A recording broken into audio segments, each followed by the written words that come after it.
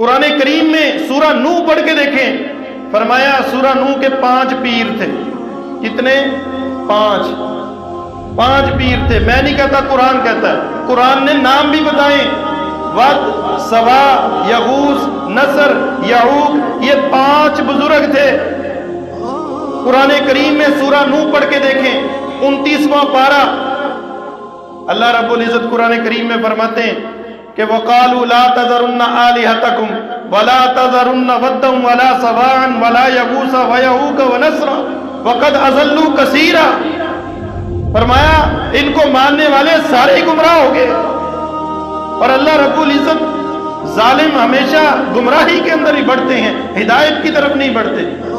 سیدنا عبداللہ بن عباس مفسر قرآن ہے، نبی کریم صلی اللہ علیہ وسلم کی دعا پانے والے صحابی، اللہ کے رسول کی آل میں سے، نبی کریم کے چچا زاد بھائی، صحیح بخاری میں حدیث ہے، اس آیت کی توضیح تشریح کرتے ہوئے فرماتے ہیں یہ 5 نام جو قرآن نے بیان کیے ہیں، اسماء رجال صالحین من قوم نوح، یہ قوم نوح کے 5 نیک بزرگ تھے۔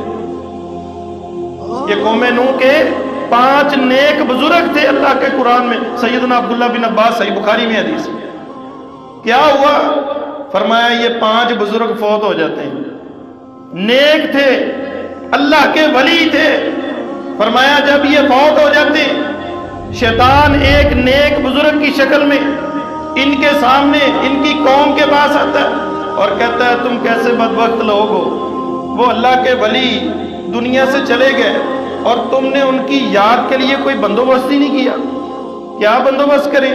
فرمایا ان کی مورتیاں بنا لو، اسٹیچو بنا لو، بت بنا لو، جہاں پہ وہ اللہ کے ولی بیٹھا کرتے، دین کی بات کیا کرتے، وہاں پہ مورتیاں بنا لو۔ پوجنا نہیں ہے، نہ پوجنے کا کہا گیا۔ فرمایا مورتیاں بنا لی گئیں، لوگ وہاں پہ بیٹھ کے ان کا تذکرہ کرتے تھے۔ ایک قوم گزر گئی، عرصے گزر گئے، شیطان پھر آتا ہے ایک نیک بزرگ کی شکل میں۔ سیدنا عبداللہ بن عباس فرماتے ہیں پھر ان سے کہتا ہے تم کیسے بدبخت لوگ ہو، میں نے تمہارے آباء و اجداد کو دیکھا ہے کہ وہ ان سے مانگتے تھے، یہ اس سے مانگتے تھے، اور تم ان سے مانگتے ہی نہیں ہو۔ تنسخ العلم عبدت، صحابی رسول فرماتے ہیں علم ختم ہو گیا، جہالت آ گئی، اور جہالت کی وجہ سے لوگوں نے بتوں کی پوجا شروع کر دی۔ اللہ رب العزت قرآن کریم میں بتا رہے ہیں کہ دنیا میں بت پرستی آئی کیسے تھی۔ یہ دنیا میں سب سے پہلے بت تھے، قوم نوح کے بت، دنیا میں سب سے پہلے بت۔ 5 پنجتن پاک، یہ 5 بت تھے۔ اللہ کا قرآن کہتا 5 بت، ود، سوا، یغوث، نصر، یعوق۔ فرمایا سب سے پہلے اللہ کی زمین پہ بت یہ بنے، اور سب سے پہلے شرک ان سے شروع ہوئے۔ یہ صحیح بخاری کی حدیث ہے۔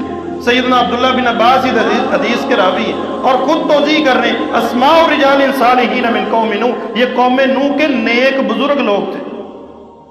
اب بتائیں مجھے، اور یہ مکے والے جن کی پوجا کرتے تھے، آپ سنتے ہیں نا کتابوں میں، اسکول کی کتابوں میں بھی پڑھا، لات، منات، عزا، پڑھا ہے؟ قرآن کہتا ہے افرأیتم اللات والعزا ومنات الثالثۃ الاخری، اللہ کہتا ہے اور تم ذرا غور نہیں کرتے، یہ لات کو مانتے ہیں، عزا کو مانتے ہیں، اور عزا نامی دیوی کو مانتے ہیں۔ دیوی تھی، یہ بابا نہیں تھا، بابی تھی جس کی پوجا کی جاتی تھی۔ آج کل بھی لوگ کرتے، پہلے تو پیر نکلتے تھے، اب پیرنیاں بھی آ گئی ہیں مارکیٹ میں کہ ہم بھی جناب جو لوگوں کی داد رسی کرتی ہیں۔ تو فرمایا یہ 2 بزرگ تھے، نیک لوگ تھے۔ اب یہ کون کہہ رہا ہے؟ حافظ ابن کثیر، تفسیر ابن کثیر، معروف کتاب تفسیر کی، سیدنا عبداللہ بن عباس رضی اللہ تعالیٰ عنہ فرماتے ہیں کہ یہ جو لوگ تھے، فرمایا کان اللات رجلا یلت سویق الحاجی، فرمایا یہ جو لات سب سے بڑا بت تھا نا جو بیت اللہ کی چھت پہ رکھا ہوا تھا، فرمایا یہ بڑا نیک آدمی تھا اور حاجیوں کو پانی پلایا کرتا تھا۔ مر گیا، لوگوں نے بت بنا دیا، مر گیا، لوگوں نے بت بنا دیا۔ یہ کون کہہ رہا ہے؟ سیدنا عبداللہ بن عباس، تفسیر ابن کثیر میں۔ اور مشرکوں کی اتنی مت ماری گئی تھی، صفا پہ اور مروہ پہ 2 بت تھے، ایک کا نام نیلا تھا اور دوسری کا نام اوصاف تھا۔ یہ کون تھے؟ نبی کریم صلی اللہ علیہ وسلم کے صحابہ کہتے ہیں اللہ کے نبی صلی اللہ علیہ وسلم سے بعض اس کو مرفوع بعض اس کو موقوف بیان کرتے ہیں۔ تاریخ مکہ یہ کہتی ہے یہ دو ایسے بدکار تھے، انہوں نے حرم میں بدکاری کی، اللہ نے ان کو بت بنا دیا، اور بعد میں آنے والی قوموں نے انہیں پوجنا شروع کر دیا کہ یہ بزرگ ہیں۔